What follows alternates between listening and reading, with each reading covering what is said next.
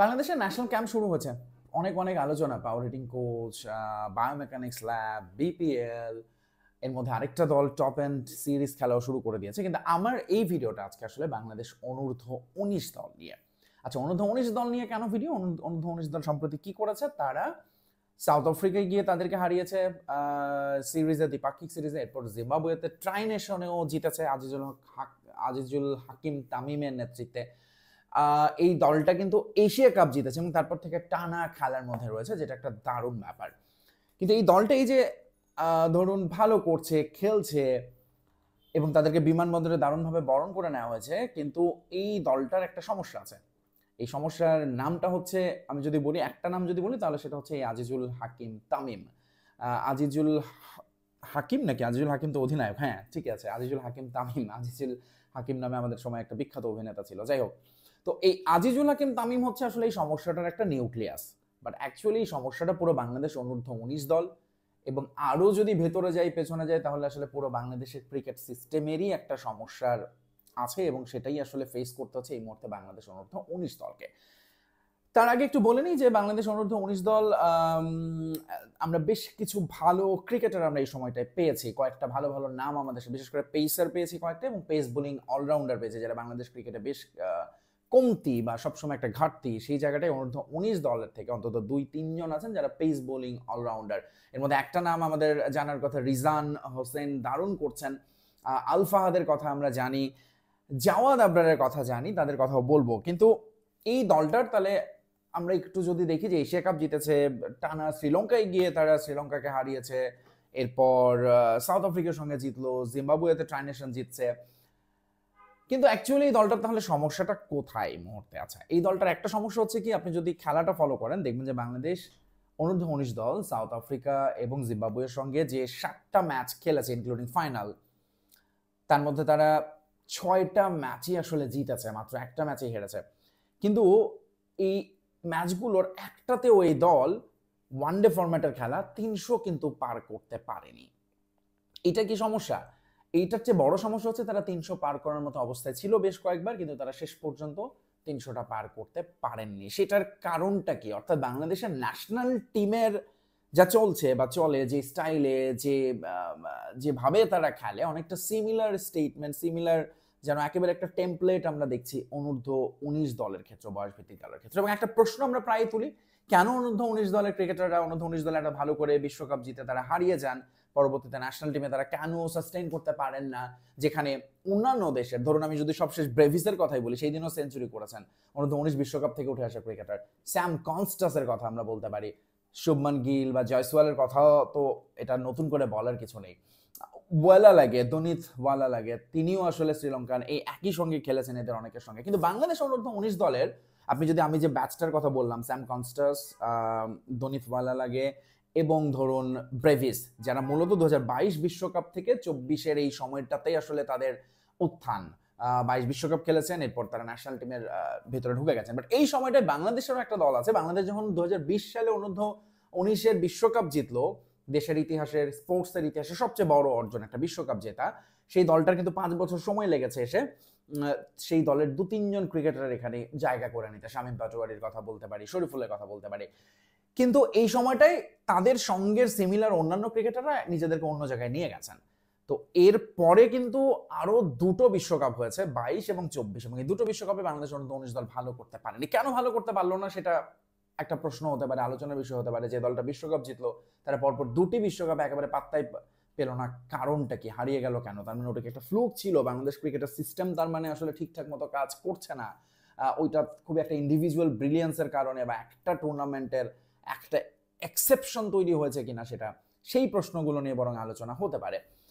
শুধু একটা ছোট্ট ইনফরমেশন দিয়ে রাখি, বাংলাদেশ যখন এই যে শ্রীলঙ্কা এশিয়া কাপের পরে শ্রীলঙ্কা গেল, অনূর্ধ্ব 19 দলের কথা বলছি, যুব দল, এরপর কিন্তু একটা এমার্জিং টিম বাংলাদেশে ভিজিট করে। রাজশাহীতে হয়েছিল যে ম্যাচগুলো, সাউথ আফ্রিকা এমার্জিং টিম, সেই টিমের এগেনস্টে বাংলাদেশের একটা এমার্জিং টিম করা হয় এবং সেই টিমের ক্যাপ্টেন করা হয় আকবর আলীকে, যিনি 2020 বিশ্বকাপে অনূর্ধ্ব 19 দলের ক্যাপ্টেন ছিলেন, বিশ্বকাপ জয়ী ক্যাপ্টেন। তিনি এখনো এমার্জিং দলের অধিনায়ক হিসেবে দায়িত্ব পালন করে চলেছেন। ফলে পার্থক্যটা খুব পরিষ্কার। 22 এবং 24 বিশ্বকাপে যারা খেললেন তাদের আসলে কয়টা নাম আমরা জানি, তারা আসলে কোথায় কেমন করছেন।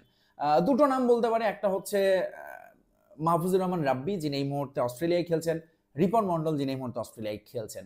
এছাড়া আসলে আমরা খুব বেশি কিছু নাম কি বলতে পারবো? জিসানের কথা মাঝে মধ্যে আসতে পারে, আলোচনায় আসে, কিন্তু তারাও আসলে ঠিক কোথায় খেলছেন, কি খেলছেন। আচ্ছা, এবারে যদি আসি যে বাংলাদেশ দলের আসলে আমি কেন আজিজুল হাকিমকে একটা প্রবলেম বলেছি, যে দু একটা ম্যাচ আসলে ফলো করেছি, সেখানে যেটা হতাশাজনক লেগেছে এই ক্রিকেটারদের মধ্যে ওই ম্যাচ টেম্পারমেন্ট, নিজেদের ওই ইন্টেন্সিটির অভাব একটা আছে। এবং যে সংকটটা আমরা দেখি ন্যাশনাল টিমে 4 ছক্কা মারতে পারে কিন্তু সিঙ্গলস ডাবলস গুলো নিতে পারে না, অনেকটা সিমিলার একটা প্রবলেম আছে বাংলাদেশের এই দলে, বিশেষ করে আজিজুল হাকিম তামিমের। তাকে আমি বারবার কাঠগড়ায় তুলছি কারণ তামিমের ক্যারিয়ারি স্ট্রাইক রেট হচ্ছে 73, এবং মজার ব্যাপার বাংলাদেশ অনূর্ধ্ব 19 দলের বেশিরভাগ ক্রিকেটারেরই স্ট্রাইক রেট এই 70 থেকে 80-র ঘরে ওয়ানডে ক্রিকেটে, যেটা একেবারে অচল। এখন এই ক্রিকেটাররা সেইভাবেই খেলছেন, পারফর্ম করছেন, রান পাচ্ছেন, কিন্তু তারা যখন ন্যাশনাল টিমে খেলতে যাবেন 20 বছর পেরিয়ে 21, 22, 23-এর এই সময়টায়, তখন আসলে তাদের নিজেদের এই দুর্বলতাগুলো এক্সপোজ হয়ে যায়, যেটা নাইম শেখের ক্ষেত্রে হয়েছে, যেটা এরকম আরো অনেকের ক্ষেত্রে আমরা বলতে পারি, এনামুল হক বিজয়ের ক্ষেত্রে বলতে পারি। তার মানে এই সংকটটা বাংলাদেশ দলে সবসময় রয়েছে। আজিজুল হাকিম তামিমের শুধু না, বাংলাদেশ দলের এই গত 1 বছরে যুব দলে, অনূর্ধ্ব 19 দলে যারা সর্বোচ্চ রান করেছেন তিনি হচ্ছেন আজিজুল হাকিম তামিম, কিন্তু তার স্ট্রাইক রেট সবচেয়ে লোয়েস্ট বাংলাদেশ দলে, 70-এর মতো। এই 1 বছরের মধ্যে শুধুমাত্র 2 জন ক্রিকেটার আছেন, একজন জাওয়াদ আবরার যার স্ট্রাইক রেট ঠিক কাটায় 100, আরেকজন আছেন যিনি মূলত 7 নম্বরে খেলেন সামিউন বশির, তার স্ট্রাইক রেটটা হচ্ছে 128। বাকি প্রত্যেকের স্ট্রাইক রেট 70 থেকে 80-র মধ্যে। আজিজুল হাকিম তামিম হচ্ছে গত এশিয়া কাপ দিয়ে মূলত নজরটা কাড়েন, একটা সেঞ্চুরি করেন, বাংলাদেশ এশিয়া কাপ জেতে, 2টো 50 আছে, তার হাইয়েস্ট স্কোরার হন, এবং সেই সিরিজে এশিয়া কাপে তার এভারেজ কত জানেন? ঈর্ষণীয় 80। দুর্দান্ত একজন ব্যাটসম্যানের জন্য এরকম গড়, কিন্তু একই সাথে তার স্ট্রাইক রেটটা কত জানেন? ঠিক সমান ওই 80। সো এই যে এখন আসলে যদি সাউথ আফ্রিকা সিরিজে এখন এই সময়টায় তিনি আসলে নিজেকে, ওই সময় জাওয়াদ আবরারের ছিল কিন্তু স্ট্রাইক রেট 80-রও নিচে, 78, কিন্তু এই কয়েক মাসে তিনি আসলে নিজেকে ইমপ্রুভ করেছেন, যেটা ভেরি ভেরি ইম্পর্টেন্ট, এই কথাটায় আসতে চাই। কারণ আজিজুল হাকিম তামিমের এই সময়টা স্ট্রাইক রেট আরো কমেছে, তিনি এই সিরিজটা শেষ করেছেন স্ট্রাইক রেট 63 নিয়ে।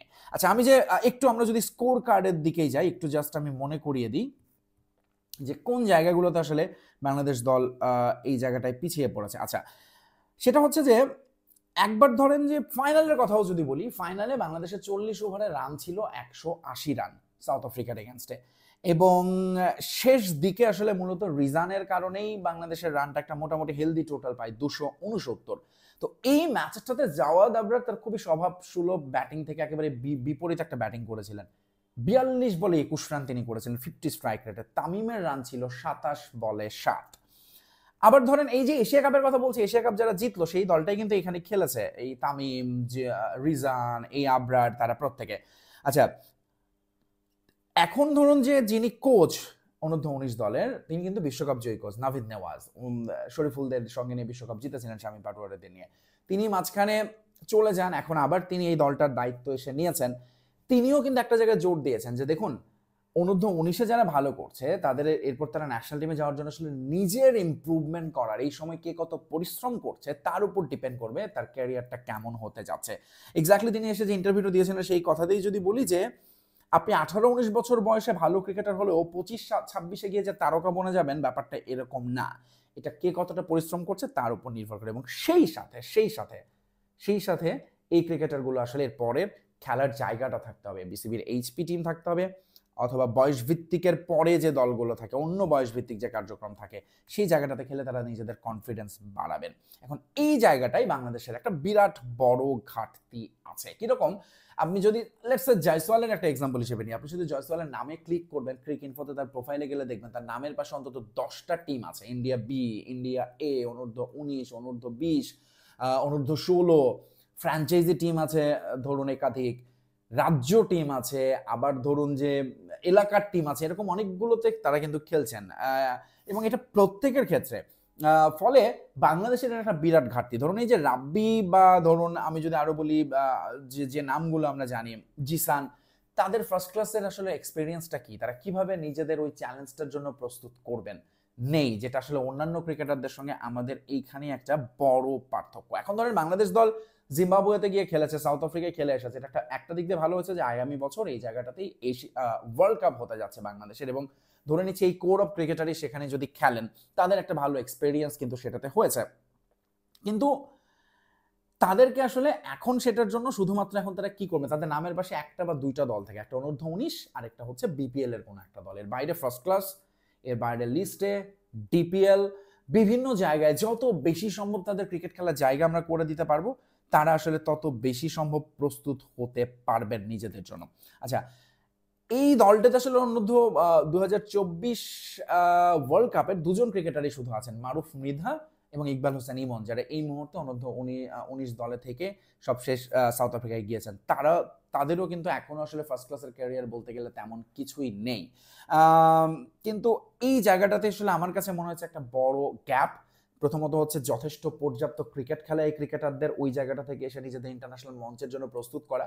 তারা যেটা হয়, ধরুন তানজিদ তামিম, তিনি কিন্তু নিজেকে ইমপ্রুভ করছেন ইন্টারন্যাশনাল লেভেলে এসে খেলতে খেলতে, যেইটা তার ইমপ্রুভ হওয়ার কথা বয়সভিত্তিক লেভেল। এবং আমি কোচদের কথা কেন বললাম, এই যে ক্রিকেটারদের স্ট্রাইক রেট যেটা যে এখন অচল 70 থেকে 80, সেটা তাদের ব্যথার ভিতর ঢোকানো, তাদের গেমটাকে আপলিফট করা, সেই কাজটা করতে হবে কোচিং প্যানেলকে। এবং সেখানে নাভিদ নেওয়াজের সঙ্গে আমাদের লোকাল কোচিং স্টাফ যারা আছেন, ডিকেন্স, সেজান ভাই কাজ করছেন, তাদের আসলে অনেক বেশি ভূমিকা নিতে হবে এবং তাদেরকে ওই ম্যাচ সিচুয়েশন অনুযায়ী খেলানো, যত বেশি সম্ভব খেলানো, ফার্স্ট ক্লাস হোক, লিস্টে হোক, এবং আমরা যদি এখন যদি বিভাগ ভিত্তিক খেলা, জেলা ভিত্তিক খেলা, এগুলোতে আসলে তাদের কম্পিটিটিভ ক্রিকেট তারা যত খেলতে থাকবেন ভিন্ন ভিন্ন উইকেটে, ভিন্ন ভিন্ন বোলারের এগেনস্টে, তত আসলে তারা নিজেদেরকে শাইন করতে পারবেন, প্রস্তুত করতে পারবেন আরো বেটার করে, যেটা অন্যান্য ক্রিকেটাররা হয়ে কিন্তু আসেন, রাজ্য দলে খেলেন, নিজের জেলা দলে খেলেন, ফলে সেই জায়গাটা একটা বড় ঘাটতি আসলে বাংলাদেশ দলের। তো আমার মনে হয় যে অনূর্ধ্ব-19 দল নিয়ে আমাদের যে এত প্রশ্ন, তার কিছুটা উত্তর আমি আসলে প্রচুর পড়াশোনা করতে হয়েছে, অনেকজনের সঙ্গে কথা বলেছি, আজকে পাইলট ভাইয়ের সঙ্গে সকালে আলাপ হচ্ছিল, তিনিও ঠিক অনেকটা একই বিষয়টাই বলেছেন, সেটা আসলে আপনাদের সঙ্গে শেয়ার করলাম যে এই জায়গাটা একটা বিরাট বড় ঘাটতি রয়ে গেছে।